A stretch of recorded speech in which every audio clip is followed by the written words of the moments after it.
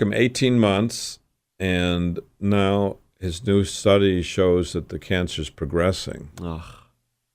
And he's still taking that agent. So I told him, wow, I think you have definite proof that it's not working. I think you should stop it. Stop taking that. And there's a cost to it. It's probably substantial. And who knows? It might be harming something else. Well, the cancer is growing. Yeah, it's definitely not working. So I told him it's traditional therapy. You could have surgery. You could have chemo. You should have told him you need to cancel that can't sell. Yeah, it's very clever. Very clever. So we offered all those options. He also wanted to know about radiosurgery, which is a very focused way of hitting the cancer and not hurting the healthy tissues generally. And at the end of the day, I believe he's going to go ahead with radiosurgery, which is 5 treatments to that tumor. Good. I told him that the fact that the tumor spread from the esophagus to the lymph node means that it's in the bloodstream, and he may want to consider other treatment also. He's very content about the radiosurgery, I believe, and if we treat him, the goal is obviously to eradicate the cancer that we can see. Yeah. And we have treated thousands of patients, and our success rate there is about 90%. So we're hopeful that the cancer that we can see, we can eradicate for him. Excellent. So he was one of the patients that we saw this week. We also had another man who came to us. His son's been in communication with me for several months. This man is 90 years old. He came in a suit and tie and was as dapper as you can imagine. And he had invasive bladder cancer. He had superficial bladder cancer. So superficial means it's just on the surface of the bladder. Okay. And then when it gets invasive, it means it invades into the muscle.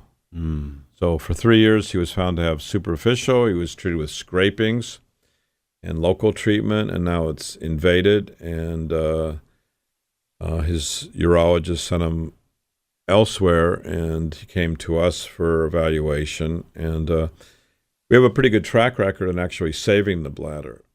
So the reason people come to us for treatment is to try to be cured of the cancer and to have the quality of life of their own bladder versus surgery where you would lose the bladder and all that means. You have to have a bag or something? Or you can have a bag, or you can have a pseudo bladder or a new bladder, but you don't urinate in the same way. So they can implant a bladder? Well, you can take part of your intestines and turn it into a container for the urine inside your body. Does that work well? So it's used for many people, and surgeons, some surgeons encourage some patients to have it. Yeah. We believe if you can keep your own bladder and be cured of the cancer, that's probably better yet. Yeah, absolutely. So that's what our aim is. And I told him that, and his son, and he seemed very interested in that. And then he took off his hat, and he had a skin cancer on his forehead. Oh. And the skin cancer was about 1/2 inch on his right forehead. I said, well, what the heck? We can treat 2 at the same time. So he didn't want the deformity of surgery on his forehead, which would probably be deforming. And most likely radiation will take care of the 2 cancers. Right. Was that the same cancer that had spread to the forehead? No, it was probably sun-related. So it's a warning that if you're out in the sun, put on some sunscreen or a hat. Yeah.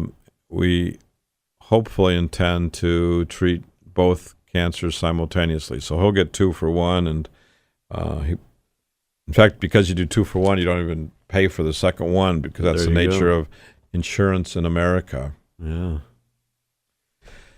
Anyway, he's doing great. We're going to go back to our sponsor, who is so fantastic, and then we'll be back to talk about more patients and more cancer news. For new or recurrent cancers, Radiosurgery New York specializes in new, non-invasive cancer treatment choices. First in America, first in New York, first for you, Body Radiosurgery Cancer Treatment. Decades of experience with primary and metastatic, large or small cancers. Cancer treatment from head to toe, acoustic neuroma to prostate cancer. We hit the cancer with no cutting, no bleeding. Hi, I'm Dr. Gil Lederman. We're the cancer treatment radiosurgery pioneers, with possibly a second cancer treatment chance for you, even if chemo, radiation, or surgery didn't work. Our cancer treatment is outpatient with most insurances, Medicare, Medicaid accepted. Minutes could change your life. Call me at 212-CHOICES, 212-CHOICES to hit the cancer. Ask us about hyperthermia, too. We're super convenient, 38th and Broadway in Manhattan. Call 212-CHOICES, 212-CHOICES to hit the cancer. News Talk Radio 710 WOR. For prostate cancer treatment, results and quality of life matter. Hi, I'm Dr. Gil Lederman from Radiosurgery, New York. Our enviable record includes treating thousands with prostate cancer. Critical to every man with prostate cancer and their loved ones is quality of life, urinary and sexual, and great treatment data while avoiding surgery. Treatment here is outpatient, with most insurances, Medicare, Medicaid accepted. First in America with radiosurgery for cancers from head to toe, we have the expertise to hit the cancer. Our fresh second opinion could change your life. For prostate cancer treatment, call 212-CHOICES, 212-CHOICES. Radiosurgery, New York. Super conveniently located in Manhattan at 38th and Broadway, we hit the prostate cancer. Call 212-CHOICES, 212-CHOICES to hit the prostate cancer. Welcome back to the Radiosurgery Hour. This is Rob Redstone here with Dr. Gil Lederman at the WOR Studios in the heart of New York City. We're just a few steps from the Radiosurgery New York Cancer Treatment Center on Broadway and 38th Street. Dr. Lederman, the leading cancer expert, treats prostate cancer non-invasively. He was the first in New York with fractionated brain radiosurgery, and he's the first in America and in the Western Hemisphere with body radiosurgery. You can also call Dr. Lederman at 212-CHOICES for a free informative booklet and DVD. Hey, Dr. Lederman, we're back. Hi, Dayush. Welcome back. Thank you, Dr. Lederman.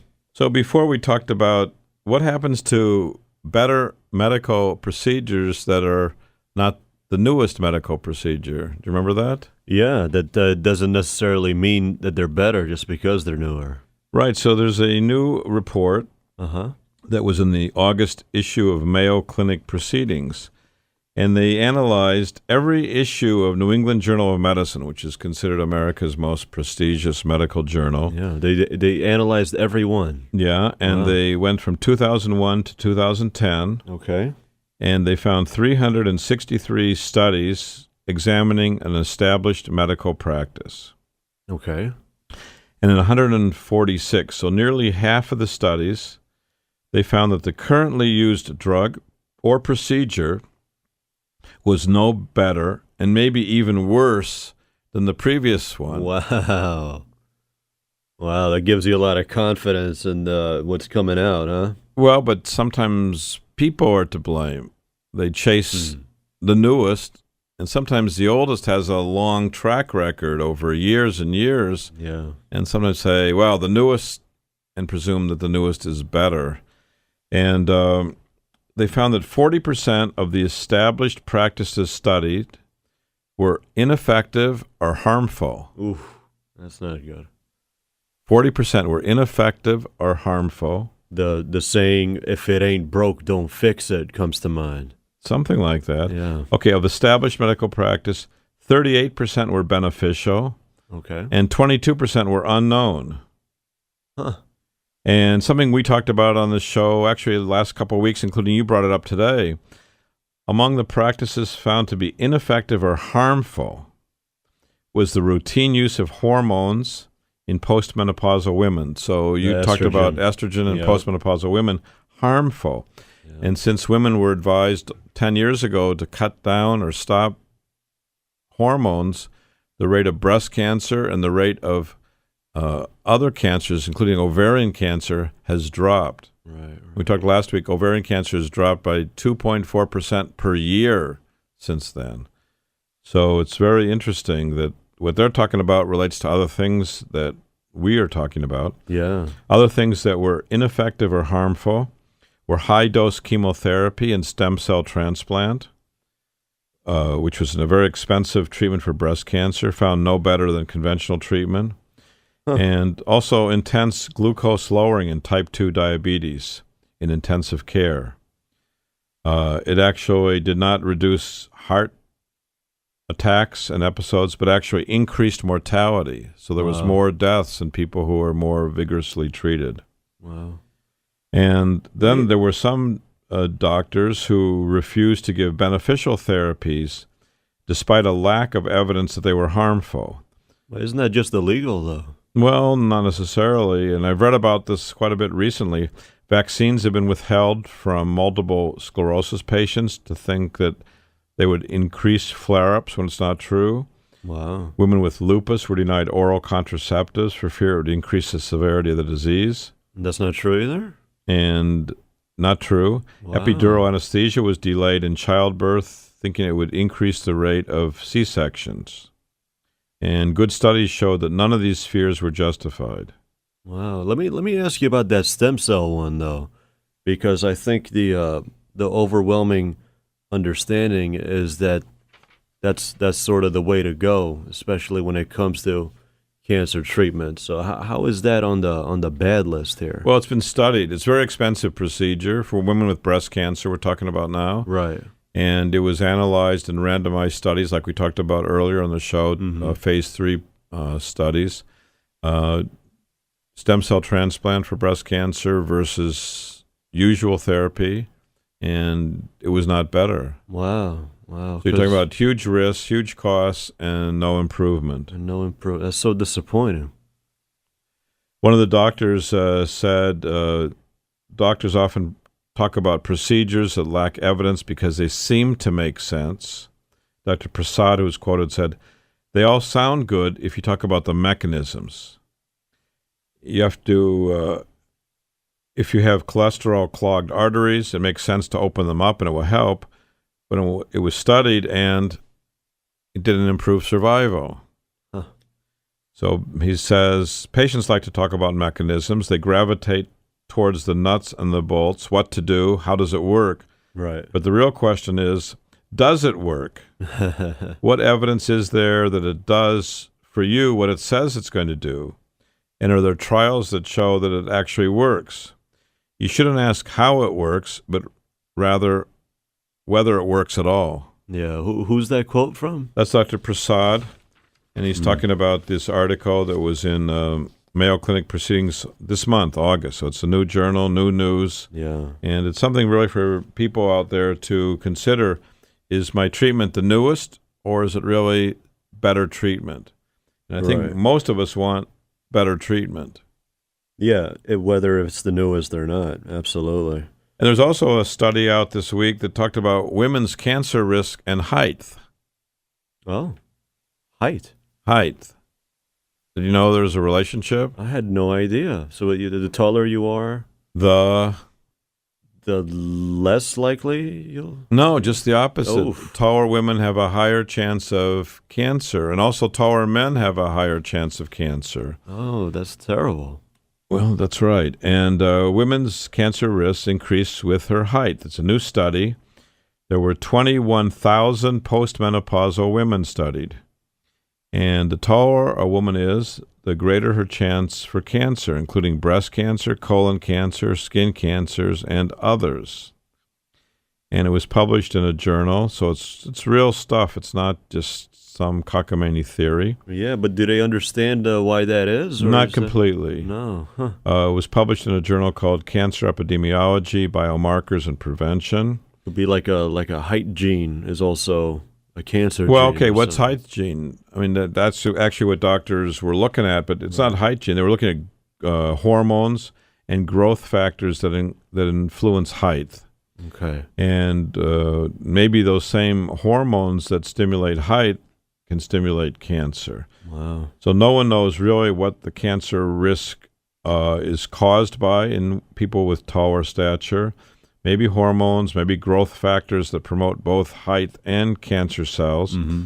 Now remember, these are postmenopausal women, so they're usually over 50, so most of their growth in height has been already done.